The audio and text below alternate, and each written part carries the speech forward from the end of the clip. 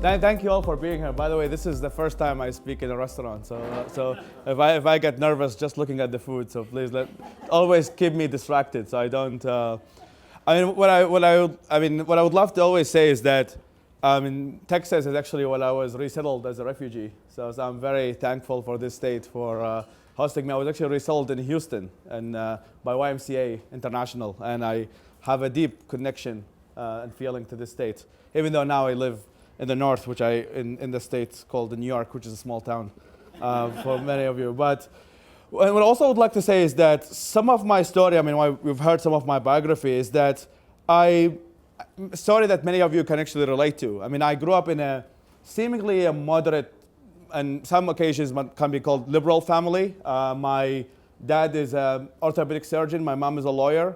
And generally, the rule in the family is that you're either a doctor, engineer, or a failure. So I'm the latter in that regard. So if I make mistakes, please blame it on them. But the thing is, like, me and my dad used to have kind of a tradition of every Thursday we discuss ideas. I was introduced to ideas from Plato to John Stuart Mill to Adam Smith to most of what sometimes called the Enlightenment thinkers, and also know more about the history of my background and really the culture that I grew up in and everything. So by most occasions, I mean, even though despite the stereotype that people from the Middle East might have been known as kind of more uneducated and civilized people, I think that I do come from what sometimes can be the counter stereotypes, that I come from a highly educated family. Both of my parents studied in the West. Actually, my dad studied in Edinburgh University in the United Kingdom. And that's the reason I actually learned to speak English since a very young age. Which is the reason I will say I founded Ideas Beyond Borders later on. But so kind of the instinct to kind of find the organization I have right now really has been a natural story of my growth from the moment I was born there. But the thing that is unlike many of you, I mean, I grew up in my most accounts can be considered the close society. I grew up under the regime of Saddam Hussein.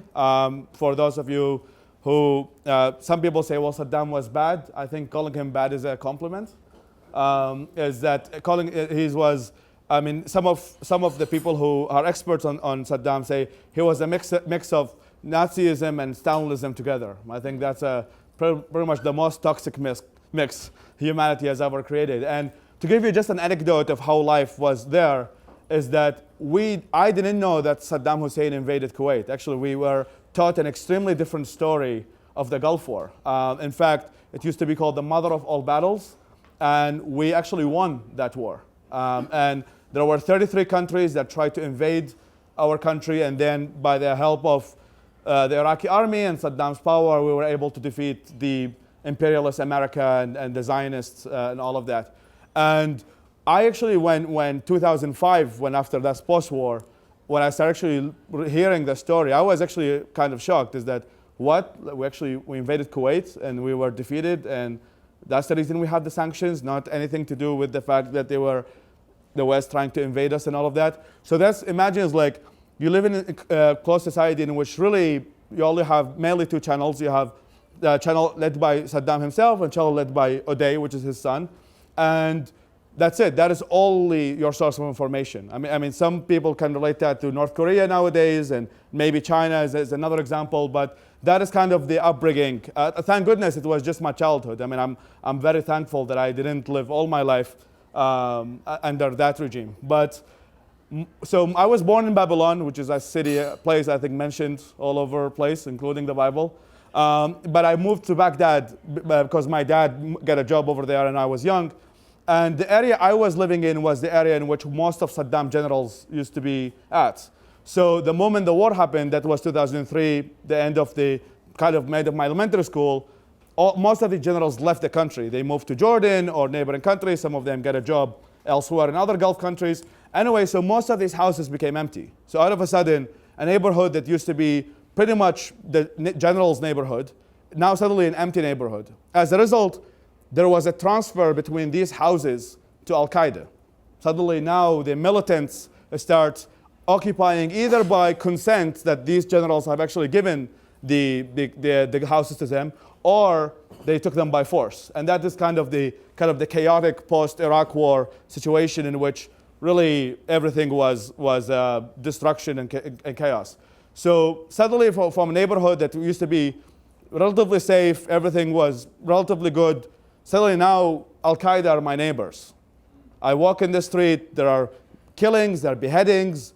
My first week of high school, they blew up the high school. So like my experience from Al-Qaeda is kind of different than I think most of you here. Is that it's not just something I heard on the news or just a 9/11 that I'm maybe living in another state, but I saw it on the news. For me, that was my daily reality, is that these are the people, in a way, were controlling the neighborhood.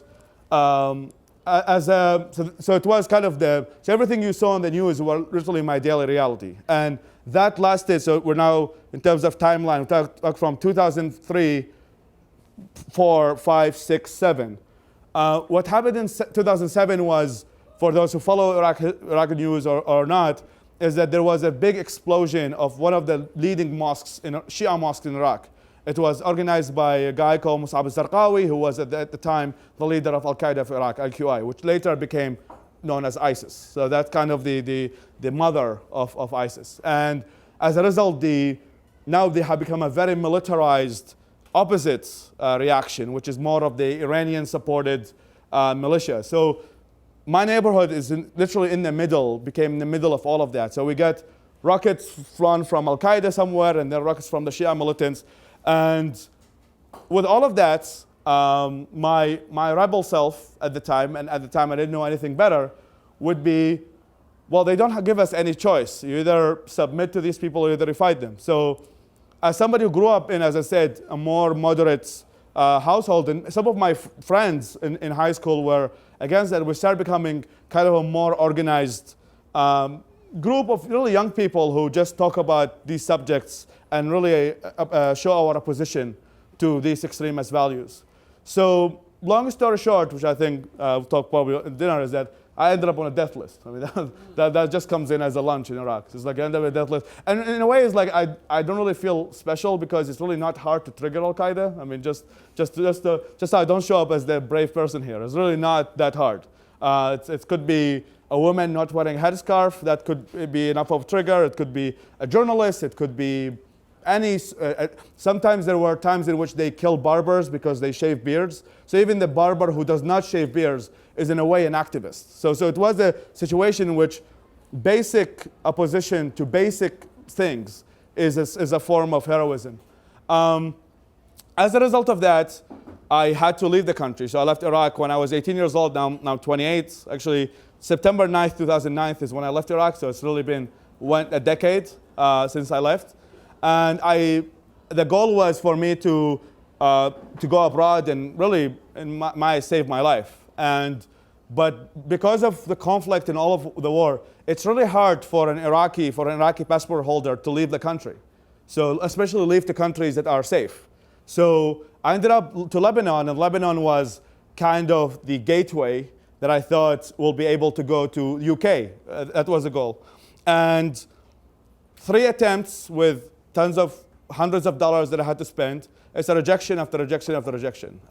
Young male, kind of fits the profile, quote unquote. Then I had to stay in Lebanon. Then Lebanon started having its own conflict. I was like, shit, like I just escaped. Like I just left that, and now there's another kind of sectarian style conflict. And so my friend was like, okay, so if you want to get a decent education in a country that is relatively safe and kind of away from where you're from, go to Malaysia. So pack my bags and I go to Malaysia. He was right. Malaysia was actually relatively a much safer country. And over there, I applied for the UNHCR, which is the United Nations Commission for Refugees. And it took me 3 years, and I ended up landing in Houston, Texas in 2003, March 12, 2003. And I just recently became a citizen. So that's what happened. Thank you. So I landed in America. I was like, wow, this is cool. And I moved to Houston. Then I started talking to companies and all of that about what I've been doing in Iraq, kind of organizing the movement, knowing people who are influencers in the region, activists, journalists. And then there was a project by Google called movements.org, in which, okay, we are kind of the type of guy we want, you know pretty much everybody, come join us so you can be like, so I'm considering myself kind of a founder of that platform, in which we call it the match.com for human rights. For those of you who know match.com, so activists, mainly in closed societies, make requests. Oh, I want the journalist, I want aid, I want all of that. And somebody from the West, which is a free society, can offer that service. I'm a journalist at the Wall Street Journal, I want to cover human rights in Afghanistan. We get them connected to human rights activists in Afghanistan. So they start kind of building the experience in kind of more the Western hemisphere. Then as I said, one of the inspirations that kind of started my NGO is that growing up in Iraq, of all places and many other locations, is that if you don't speak English, you literally have pretty much no access to most of the world knowledge. But by default, so the UN reported that there are more books translated to Spanish in 1 year than Arabic in 1,000 years. So most of the world knowledge that now we take for granted, accessing through cell phone or the internet, is not available in Arabic. So if you don't, if you do, well, before my organization started, if you do basic research about, okay, what is freedom of religion? There's nothing. There's almost nothing. There's only maybe like 1 or 2 articles, and 2 of these articles are written by extremist websites. So literally, if you are a young, curious, as many of you here in UT Austin or all of that, would like to know more about the world, you literally are sheltered just back to the fact you don't have the access to that language. And so as a result is that, people talk about ISIS and the routes to radicalization and all of that, but the ecosystem in which these young people grow up in have no access to knowledge. The fact that most of us take for granted is not accessible there. So I start pitching the idea that, well, here are the facts. There's very little amount of content in Arabic. Most of the war on terror, the war machine, all of that, have really been just focused on, okay, we killed bin Laden, we killed 5 terrorists here. You kill 5, you create 100. You kill 100, you create 1,000. And then it's a kind of an endless cycle.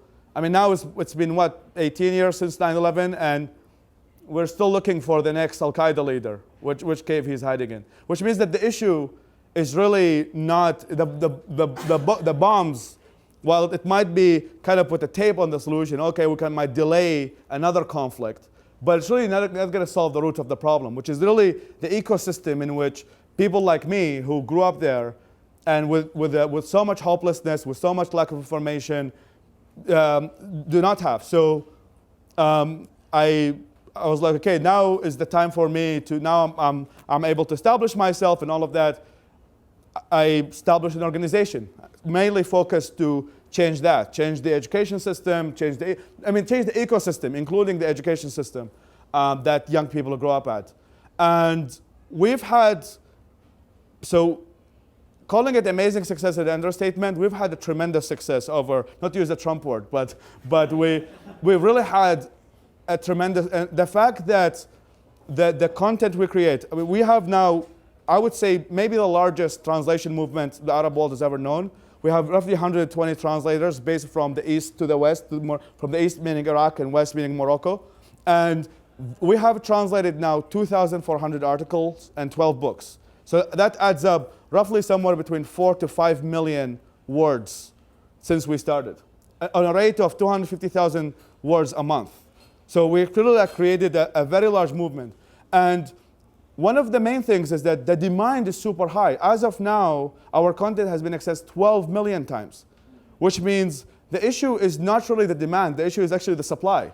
The fact that many of these young people are really curious and they really want to know about the world, but really there is nothing for them to read. And that kind of constant motivator for me, that what I'm doing is actually has people to read it. And one of the interesting, actually very emotional quotes I get from somebody who lived under ISIS and downloaded Wikipedia. Actually, he knew that ISIS was coming, and he downloaded pretty much most of Wikipedia Arabic, and he was printing it and giving it to his students. I was like, okay, read about. The fact is, people really need that, that have a really good demand for knowledge there. And so yeah, and I think what makes us unique compared to many of the organizations that talk about the counter-extremism and all of that, number one, we also care about the people. I mean, this is an organization from the people, by the people, in a way, and the goal is that the people over there are choosing their own destiny, not having kind of a trickle-down Washington, D.C. approach, is that, oh, we think that is the solution for the Middle East, and therefore we're going to have a bunch of experts, which is not that I'm against expertise. I think expertise is wonderful. But at the same time, it's not relevant to the people who are living there. So for example, I was having a call with people in Fallujah, which is one of the areas that U.S. Army has fought a lot of wars. I was like, hey, from 1 to 10, what do you guys want? I mean, I can give you a translated book of Adam Smith, but what you really want? And he said, Faisal, there are all these 8 companies coming to my areas, and none of the locals have the skills that they can work for them. They don't know how to write a business proposal. They don't know how to pitch how to get their shop built and all of that. So some of these things are very basic stuff. But then it's like you look at some of the 8 organizations, they have this amazingly grandiose, that this is what, maybe they need 50 universities. But the guy, all he needs is really how to write a business proposal. So all of our content, at the beginning we were kind of taking the more advisory board, PhD professors telling us what to translate. But then last year we actually shifted the approach in which we do bi-monthly surveys in which we ask translators and our audience, which is now roughly between 3.5 to 4 million people all across the region, of like, what do you like to see translated? What are the content that you like to see?